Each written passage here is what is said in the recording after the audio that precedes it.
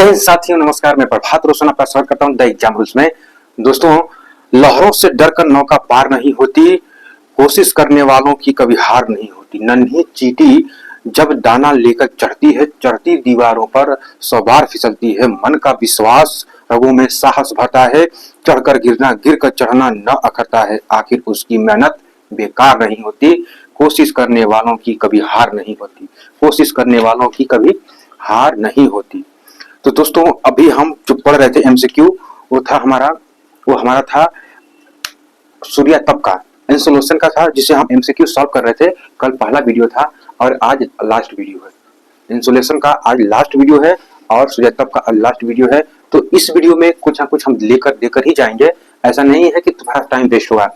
तो हम जो देख रहे थे सूर्य तप का जो एमसीक्यू था, तो पहला क्वेश्चन था हमारा कि सूर्य की बाह्य सतह पर गहरे रंग के जो शीतल क्षेत्र बने होते हैं, उनको हम क्या कहते हैं? उन्हें हम क्या कहते हैं भाई? उन्हें हम कहते हैं सौर कलंक। उन्हें क्या कहते हैं? सौर कलंक कहते हैं। ये सौर कलंक क्या होता है, इसको मैंने पिछली वीडियो में बताया था, कल भी बताया था। और इसको हम सौर कलंक, भाई देखो, सूर्य पर जो धब्बे बने होते हैं, काले काले, छोटे छोटे, बड़े बड़े, मोटे मोटे, तुम्हारी तरह मोटे मोटे, तुम्हारी तरह बड़े बड़े, उसी तरह जो सूर्य पे धब्बे बने होते हैं ना, सौर, इसी को हम सौर कलंक कहते हैं। इसी में कई चीजें पाई जाती हैं भाई। उस पर मैंने क्वेश्चन बनाया हुआ है, अगर अभी बता दूंगा तो क्वेश्चन का मतलब कुछ नहीं रहेगा। तो नेक्स्ट क्वेश्चन है कि सौर कलंक चारों ओर से किससे घिरे होते हैं? जो सौर कलंक होते हैं, जो सूर्य पर बने हुए ये जो सौर कलंक हैं, ये चारों तरफ से घिरे होते हैं। लेकिन किससे घिरे होते हैं? उससे हम कहते हैं क्रोमोस्फेयर। इसे क्या कहते हैं हम? इस चीज को क्या कहते हैं? क्रोमोस्फेयर कहते हैं। स्फीयर क्या कहते हैं? इसे क्रोमोस्फेयर कहते हैं। वही नेक्स्ट क्वेश्चन अपना क्या कह रहा है? तीसरा नंबर क्वेश्चन, क्रोमोस्फेयर की तुलना में सौर कलंक का तापमान कितना कम होता है? सौर कलंक का तापमान कितना कम होता है? क्या कह रहा है? क्रोमोस्फेयर की तुलना में सौर कलंक का तापमान कितना कम होता है? तो भाई कितना कम होता है बताओ, कमेंट बॉक्स में बताओ, जल्दी बताओ, फट से बताओ, जितना हो सके उतना जल्दी बताओ। कितना कम होता है भाई? कहते हैं ना कि सौर कलंक की तुलना में क्रोमोस्फेयर की तुलना में सौर कलंक का जो तापमान है वो कितना कम होता है? वो कम होता है 1500 डिग्री सेंटीग्रेड। वो कम होता है 1500 डिग्री सेंटीग्रेड कम होता है। किससे? क्रोमोस्फेयर से कम होता है। ठीक है, कम होता है भाई। क्या होता है? यह कम होता है। यह क्या होता है? यह कम होता है। नेक्स्ट क्वेश्चन है चौथा नंबर, प्रत्येक सौर कलंक के केंद्र में एक काला केंद्र होता है। उसे हम किस नाम से या उसे हम क्या कहते हैं? अपना चौथा नंबर क्वेश्चन क्या कह रहा है? प्रत्येक सौर कलंक के केंद्र में, प्रत्येक सौर कलंक, मान लो ये सौर कलंक है, इसके केंद्र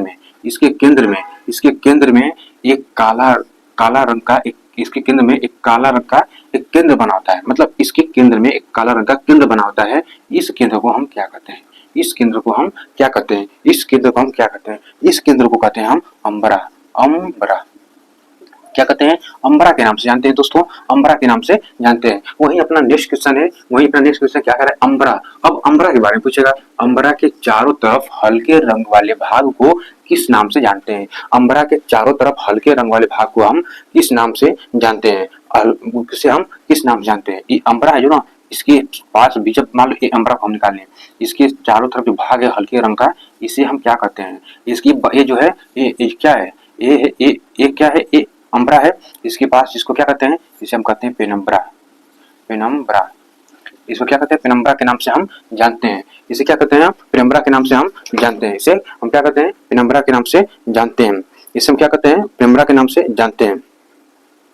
ठीक है, पेनम्बरा के नाम से हम जानते हैं। वही नेक्स्ट क्वेश्चन अपना है, नेक्स्ट क्वेश्चन है क्वेश्चन नंबर 6। सौर कलंक। भाई सौर कलंक काला, बुरा मत मानना, काला व्यक्ति, काला इंसान वो काला नहीं होता है, वो श्यामल होता है, वो श्याम का प्रतीक होता है, वह श्री कृष्ण का प्रतीक होता है। वो काला होता है लेकिन वह श्री कृष्ण का प्रतीक होता है, जो काला कह करके लोग चिढ़ा देते हैं, काला मरीच कह देते हैं, यहाँ तक कुछ भी कह सकते हैं। ये अपने एक खान सारे पटना के भाई, वो बहुत कुछ कह देते हैं, लेकिन बहुत कुछ कहना ठीक नहीं है। ठीक है, लेकिन मनोरंजन के लिए कह देते हैं, सब बुरा मानने वाली बात भी तो नहीं है। ठीक है, नेक्स्ट क्वेश्चन क्या कर रहा है? क्वेश्चन नंबर 6, सौर कलंकों की संख्या परिवर्तन होता रहता है, परंतु किस रूप में परिवर्तन होता रहता है? यह पूछा है कि सौर कलंकों की संख्या जो है परिवर्तित तो होता रहता है, लेकिन किस रूप से परिवर्तित होता रहता है? तो भाई हर चीज का एक चक्रण होता है, हर चीज एक चक्रण के माध्यम से चलती हुई होती है। ये फिर होगा, तो ये फिर से नष्ट होगा तो फिर से वहीं पे उत्पन्न हो जाएगा, अगर फिर नष्ट होगा तो फिर से वहीं पे उत्पन्न हो जाएगा।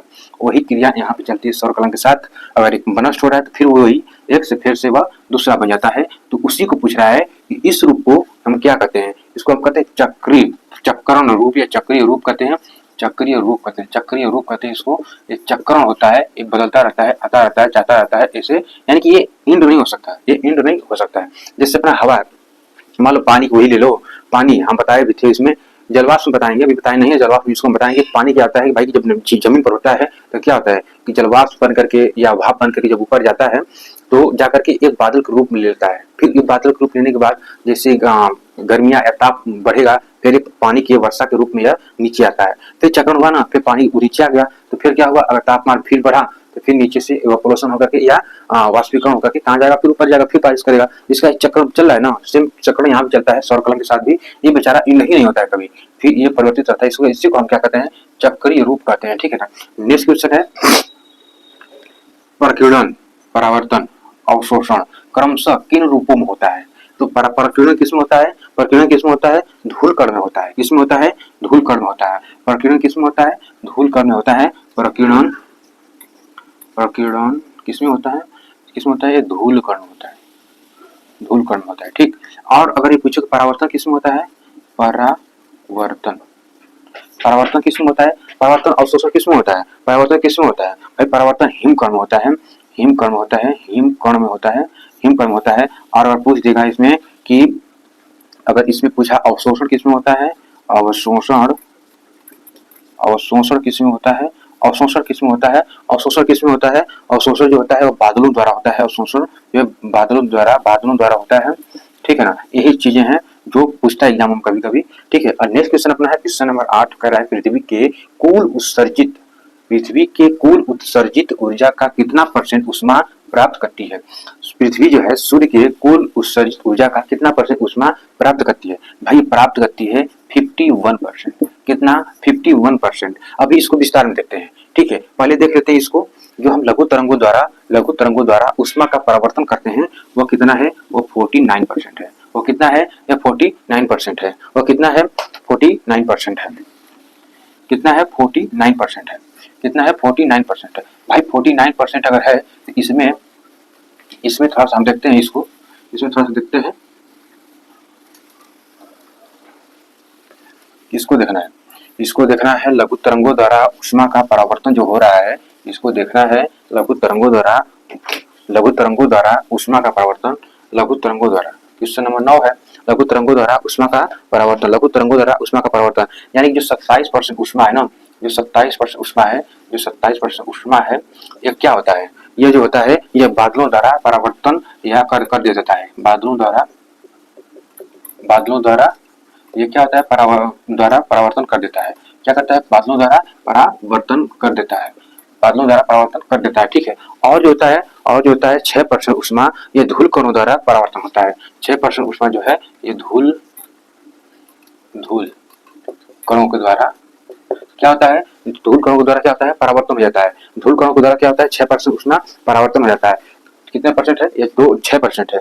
कितना है, 6%, 6% जो उष्मा है धूल कणों द्वारा परावर्तन हो जाता है। अगर वही पूछ देगा धरातली विकिरण द्वारा कितना परावर्तन होता है, तो यह 2% होता है।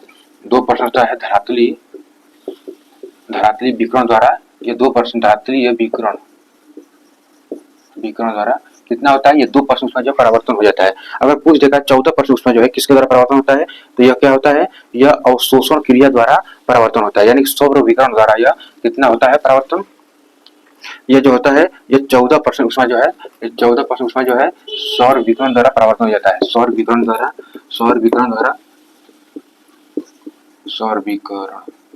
ठीक है, सौर विकिरण द्वारा हो जाता है परावर्तन, ठीक है। सौर विकिरण द्वारा क्या होता है, परावर्तन हो जाता है। और उसके बाद फिर इन सबको जोड़ने के बाद जो आएगा अपना 6 कितना हो जाएगा, 13 हो जाएगा, 13 2 15 हो जाएगा, 15 हो जाएगा, 15 4 कितना होगा, 15 4 19 को 9 हाथ में आया 1, ठीक। तो हासिल 1 आ गया, फिर यहाँ 3 2 है, 2 3 1 2 2 3 हो जाएगा, 3 1 4 हो जाएगा। यानी कि 49% जो उष्मा है वो लघु तरंगों द्वारा उष्मा लघु तरंगों द्वारा ऊष्मा का परिवर्तन होता है। कितना 49% द्वारा 49% ऊष्मा का परिवर्तन होता है। ठीक है, अब नेक्स्ट क्वेश्चन अपना क्या है 10वां क्वेश्चन, जो क्वेश्चन नंबर 10 है, आज का लास्ट क्वेश्चन है। ठीक है, क्या कह रहा है, पृथ्वी द्वारा सूर्य से प्राप्त ऊष्मा का परिवर्तन कितना होता है।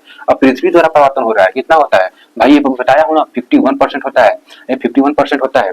कितना होता है, ये 51% होता है। अब इसमें को भी अगर हम विखंडित करेंगे तो देखेंगे जो 23% ऊष्मा है वो धरातल द्वारा दीर्घ तरंगों के रूप में 23% ऊष्मा जो है 23% ऊष्मा जो है दीर्घ तरंगों के रूप में क्या होता है, धरातल द्वारा दीर्घ तरंगों के रूप में यह परावर्तन हो जाता है, दीर्घ तरंगों के रूप में यह परावर्तन हो जाता है।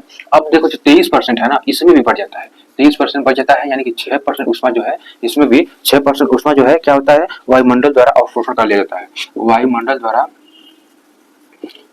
द्वारा अवशोषण कर लिया जाता है, अवशोषण कर लिया जाता है। ठीक है, और जो है इसमें यानी कि 17% ऊष्मा जो है वो क्या होता है, सीधे शून्य में चला जाता है। तो सीधे 17% ऊष्मा जो है सीधे शून्य में चला जाता है, सीधे शून्य में चला जाता है। कहाँ जाता है, शून्य में चला जाता है, शून्य में चला जाता है। तो ठीक है, उसके बाद जो है इसमें भी अभी देखो 23% हो गया ना, अब 23% के बाद जो बच रहा है यानी कि 9% मान लो, तो क्या होता है, विक्षोभ या संवहन द्वारा यह परावर्तन हो जाता है, विक्षोभ या संवहन द्वारा यह क्या होता है, परावर्तन हो जाता है, विक्षोभ या संवहन द्वारा क्या होता है, परावर्तन हो जाता है, विक्षोभ या संवहन द्वारा क्या होता है, परावर्तन हो जाता है। ठीक है, संवहन द्वारा क्या होता है, परिवर्तन हो जाता है। उसकी बात अपना कितना बच रहा है, 19% जो ऊष्मा है, 19% जो ऊष्मा है, इसका भी तो कुछ न कुछ होता होगा। ये भी जो है वाष्पीकरण द्वारा क्या होता है, परिवर्तन हो जाता है, वाष्पीकरण के द्वारा क्या होता है, परिवर्तन हो जाता है, वाष्पीकरण द्वारा क्या होता है, परिवर्तन हो जाता है। ठीक है भाई, वाष्पीकरण द्वारा परिवर्तन हो जाता है। अब इसको हम ऐड करते हैं तो 17, 16, 6, इसको ऐड करो कितना होगा, 23 हो रहा है, कितना हो रहा है, 23 हो रहा है। 23, 9, 19 को ऐड करते हैं कितना होगा, 9 दूना 18, 3, 18, 3, 21 को एक हाथ में ऐड 2, 21 का हाथ में आया 2, यानी कि 2 हासिल 2 बचा है, 2, 2, 4, 1, 5, 51% ऊष्मा जो है पृथ्वी द्वारा सूर्य से प्राप्त ऊष्मा का परिवर्तन करता है। कितना, 51% जो है परिवर्तन करता है।